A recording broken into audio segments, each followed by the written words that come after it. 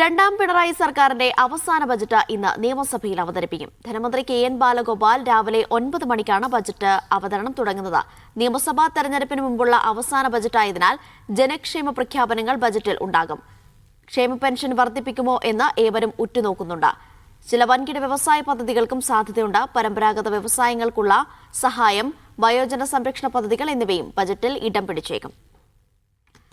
സുനിൽ ഐസക്കാണ് വിവരങ്ങൾ നൽകാനായി ചേരുന്നത്. സുനിൽ, രണ്ടാം പിണറായി സർക്കാരിന്റെ അവസാന ബജറ്റാണ്. ഒപ്പം നിയമസഭാ തെരഞ്ഞെടുപ്പ് അടുത്തു വരികയാണ്.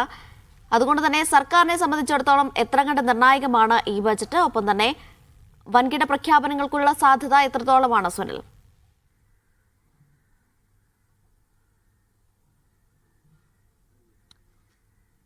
എന്തായാലും ജനപ്രിയ ബജറ്റായിരിക്കും കെ.എൻ. ബാലഗോപാൽ അല്പസമയത്തിന് ശേഷം നിയമസഭയിൽ അവതരിപ്പിക്കുക എന്ന കാര്യം ഉറപ്പാണ്. കാരണം നിയമസഭാ തെരഞ്ഞെടുപ്പ് പടിവാതിൽക്കൽ എത്തി നിൽക്കുകയാണ്. സ്വാഭാവികമായും ജനങ്ങളുടെ മേലെ ഏതെങ്കിലും തരത്തിൽ നികുതികളും മറ്റും അടിച്ചേൽപ്പിക്കുന്ന തരത്തിലുള്ള അപ്രിയമായ ഒരു ബജറ്റ് സ്വാഭാവികമായും ഉണ്ടാകാനുള്ള സാധ്യത കുറവാണ്. ജനപ്രിയ പ്രഖ്യാപനങ്ങൾ ഒരുപാട് ഈ ബജറ്റിൽ ഉണ്ടാകുമെന്നാണ് പ്രതീക്ഷിക്കുന്നത്. എന്തായാലും ഞാൻ നേരത്തെ പറഞ്ഞതുപോലെ രണ്ടാം പിണറായി സർക്കാരിൻ്റെ അവസാന ബജറ്റ് എന്ന നിലയ്ക്ക് മാത്രമല്ല, നിയമസഭാ തെരഞ്ഞെടുപ്പ് പടിവാതിൽക്കൽ എത്തുന്ന ഒരു ബജറ്റ് എന്നുകൂടി ഇതിൻ്റെ ഒരു പ്രത്യേകതയാണ്. എന്തൊക്കെ പദ്ധതികളാണ് പ്രധാനമായും പ്രഖ്യാപിക്കുക എന്നതാണ് കാത്തിരുന്ന് കാണേണ്ടത്. അതിൽ ഏറ്റവും പ്രധാനപ്പെട്ടത് ഈ അടിസ്ഥാന വികസന സൗകര്യത്തിന് ഊന്നൽ നൽകുന്ന തരത്തിലുള്ള ഒരു ബജറ്റ് ആയിരിക്കും കെ.എൻ. ബാലഗോപാൽ അവതരിപ്പിക്കുക എന്ന കാര്യം ഉറപ്പാണ്. മറ്റൊന്ന് ക്ഷേമ പെൻഷനുകളുടെ വർധനവാണ്. 2500 രൂപ ക്ഷേമ പെൻഷൻ നൽകും എന്നതായിരുന്നു രണ്ടാം പിണറായി സർക്കാരിൻ്റെ നേരത്തെ തന്നെയുള്ള അവരുടെ ഒരു പ്രഖ്യാപനം. അതിപ്പോൾ 2000 എത്തി നിൽക്കുകയാണ്. അതിൽ എന്തെങ്കിലും തരത്തിലുള്ള വർധനവ് ഉണ്ടാകുമോ എന്നത് കാത്തിരുന്ന് കാണേണ്ട കാര്യമാണ്. സ്ത്രീ സുരക്ഷാ പെൻഷൻ അടക്കമുള്ള അവയിലും നേരിയ തോതിലുള്ള വർധനവ് ഉണ്ടാകാനുള്ള സാധ്യതയുണ്ട്. യുവാക്കൾക്ക് നൽകിക്കൊണ്ടിരിക്കുന്ന കണക്ട് വർക്ക് സ്കോളർഷിപ്പിൻ്റെ തുകയിലും എന്തായാലും ചെറിയ തോതിലുള്ള വർധനവ് ഉണ്ടാകുമെന്നാണ് പ്രതീക്ഷിക്കുന്നത്. അതിദാരിദ്ര്യ നിർമ്മാർജ്ജനം പദ്ധതി ഇപ്പോൾ നിലവിൽ പ്രഖ്യാപിച്ചിട്ടുണ്ട്. അതിദരിദ്രരില്ലാത്ത സംസ്ഥാനമായി കേരളത്തെ പ്രഖ്യാപിക്കുകയും ചെയ്തിരിക്കുന്നു. അതുകൊണ്ട് തന്നെ അതിൻ്റെ തുടർ നടപടികൾക്കായുള്ള പദ്ധതികൾ അല്ലെങ്കിൽ അതിനുള്ള തുക എന്തായാലും ബജറ്റിൽ വകയിരുത്തുമെന്നാണ് പ്രതീക്ഷിക്കുന്നത്. ഒപ്പം വയോജനങ്ങൾക്ക് വേണ്ടിയുള്ള സിൽവർ എക്കണോമിക് പദ്ധതിയും ഈ ബജറ്റിൽ പ്രഖ്യാപിക്കുമെന്ന് പ്രതീക്ഷിക്കുന്നുണ്ട്. ഏറ്റവും ഒടുവിൽ ഒരുപക്ഷെ അതിവേഗ റെയിൽ പദ്ധതി അത് നടപ്പിലാക്കുന്നതിനുള്ള ഒരു ശുപാർശ അല്ലെങ്കിൽ കേന്ദ്രത്തിൻ്റെ ശുപാർശ സംസ്ഥാന സർക്കാർ അംഗീകരിച്ചിട്ടുണ്ട്. അത് അംഗീകരിച്ചുകൊണ്ട് ഇന്നലത്തെ മന്ത്രിസഭാ യോഗം കേന്ദ്രത്തിന് കത്ത് എഴുതുകയും ചെയ്തിട്ടുണ്ട്.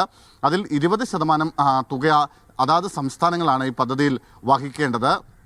അതുകൊണ്ട് തന്നെ അതിനുള്ള തുക ഈ ബജറ്റിൽ എന്തായാലും വകയിരുത്തുമെന്നാണ് പ്രതീക്ഷിക്കുന്നത്. മറ്റൊന്ന്, റബ്ബറിൻ്റെ താങ്ങുവില വർദ്ധിപ്പിക്കണമെന്ന് കേരള കോൺഗ്രസ് മാണി വിഭാഗം കഴിഞ്ഞ കുറേ നാളുകളായി ആവശ്യപ്പെട്ടുകൊണ്ടിരിക്കുന്ന കാര്യമാണ്. നിലവിലെ ഒരു രാഷ്ട്രീയ സാഹചര്യത്തിലൊക്കെ കേരള കോൺഗ്രസിൻ്റെ ആ ആവശ്യം ഒരുപക്ഷെ അംഗീകരിക്കാനുള്ള സാധ്യതയും നമ്മൾ പ്രതീക്ഷിക്കുന്നുണ്ട്. പരമ്പരാഗത വ്യവസായങ്ങളുടെ പ്രതിസന്ധി എടുത്തു പറയുന്നതിനോടൊപ്പം അതിന് തുക മാറ്റിവെക്കാനുള്ള സാധ്യതയും കാണുന്നുണ്ട്. സാധാരണഗതിയിൽ ഈ എല്ലാ ബജറ്റിലും നമ്മൾ കാണുന്നത് ഈ തുക കണ്ടെത്താനുള്ള ഈ പണം കണ്ടെത്താനുള്ള മാർഗമെന്ന നിലയ്ക്ക് മദ്യത്തെയാണ് സാധാരണ ധനമന്ത്രിമാർ ആശ്രയിക്കുന്നത്.